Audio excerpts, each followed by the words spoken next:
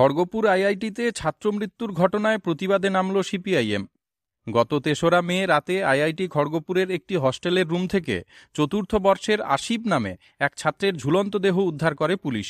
বিহারের বাসিন্দা আসিফের মৃত্যুর পরে কার্যত এক প্রকার চিন্তাতে ভুগছেন আইআইটিতে পাঠরত ছাত্রছাত্রীদের অভিভাবকেরা। হিসাবের নিরিখে গত ৪ মাসে ৩ জন এবং গত ১৫ দিনে ২ জন ছাত্রের অস্বাভাবিক মৃত্যুর ঘটনা ঘটল খড়গপুর আইআইটিতে। বারবার কেন এমন ঘটনা ঘটছে খড়গপুর আইআইটিতে তা নিয়ে উঠেছে নানা প্রশ্ন। আর এরই মাঝে অবস্থান ও বিক্ষোভ কর্মসূচি করল বামফ্রন্ট। তাদের দাবি, গত কয়েক বছরে গড়ে ৩ থেকে ৪ জন ছাত্র মৃত্যুর ঘটনা ঘটছে। আইআইটি খড়গপুর এর জন্য দায়ী। ছাত্রছাত্রীর মৃত্যুর মিছিল অবিলম্বে বন্ধ করতে হবে, এই দাবিও তোলা হয় এদিনের বিক্ষোভ কর্মসূচি থেকে। না, আপনারা তো জানেন ইতিমধ্যে যে লাস্ট ৪ মাস, জানুয়ারি থেকে এপ্রিল, এই মে মাসের প্রথম দিকে ৩ জন হলো ছাত্রছাত্রীর অস্বাভাবিক মৃত্যু হয়েছে। গত ১৪ দিনে ২ জন ছাত্র, মেধাবী ছাত্র, তাদের রহস্যজনক মৃত্যু হয়েছে। ২০২২ সালে ফাইজা নামেদের যে মৃত্যু হয়েছে, আমরা প্রথমে ভেবেছিলাম এটা সুসাইড, পরবর্তীকালে কোর্ট ইন্টারভেন করে সেটা প্রমাণিত হয়েছে যে তার উপরে র্যাগিং করে তাকে শুট আউট করা হয়েছে, কানের পিছনে তার গুলির পাওয়া গেছে। তারপরে তার বান্ধবী দেবিকা পিল্লাই, তারও হলো রহস্যজনকভাবে মৃত্যু হয়েছে। যদি হিসাব রাখেন তাহলে আইআইটিতে প্রত্যেক বছর গড়ে ২-৩ জন হলো মেধাবী ছাত্রছাত্রীর মৃত্যু হচ্ছে। আমরা এখানে বিক্ষোভ অবস্থান এই জন্য করতে এসেছি যে এত বড় প্রতিষ্ঠান, এত আটো-সাটো নিরাপত্তা বাহিনী, কর্মী, এত প্রযুক্তি, তা সত্ত্বেও ছাত্রছাত্রীর মৃত্যুর যে ধারা সেটাকে বন্ধ করা যাচ্ছে।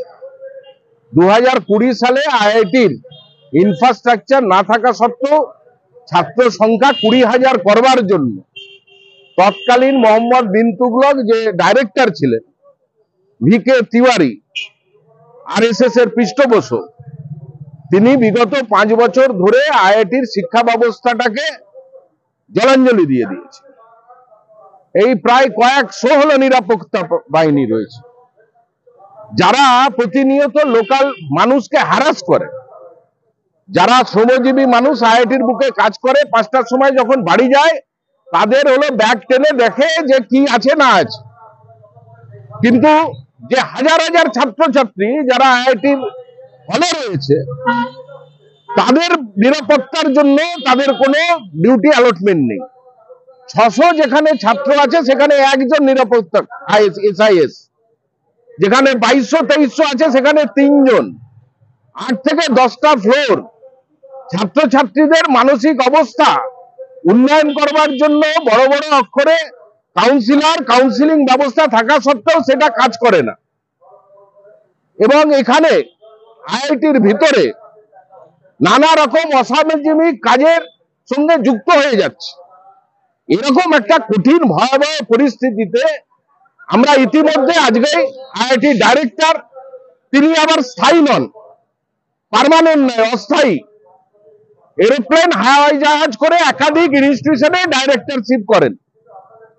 এরকম একটা গুরুত্বপূর্ণ ইনস্টিটিউশনে কোনো স্থায়ী ডাইরেক্টর নেই।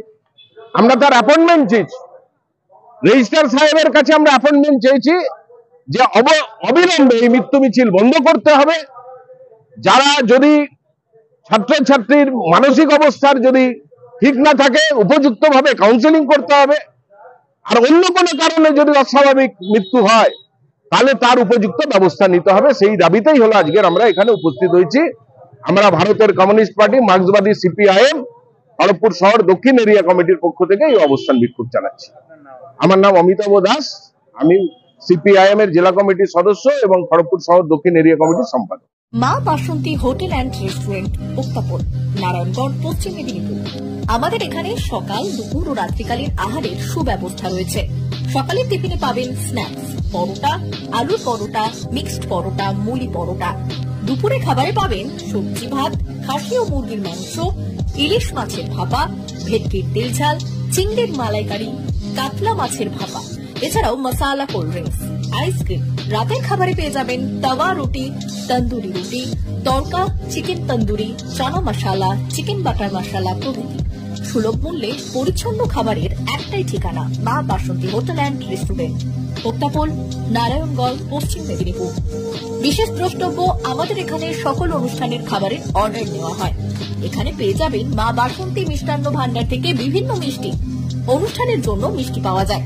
এছাড়াও কেক, নামি দামি কোম্পানির চকলেট পেতে চলে আসুন আমাদের দোকানে। প্রোপাইটার ঝন্টু গিরি। যোগাযোগ 9732543245।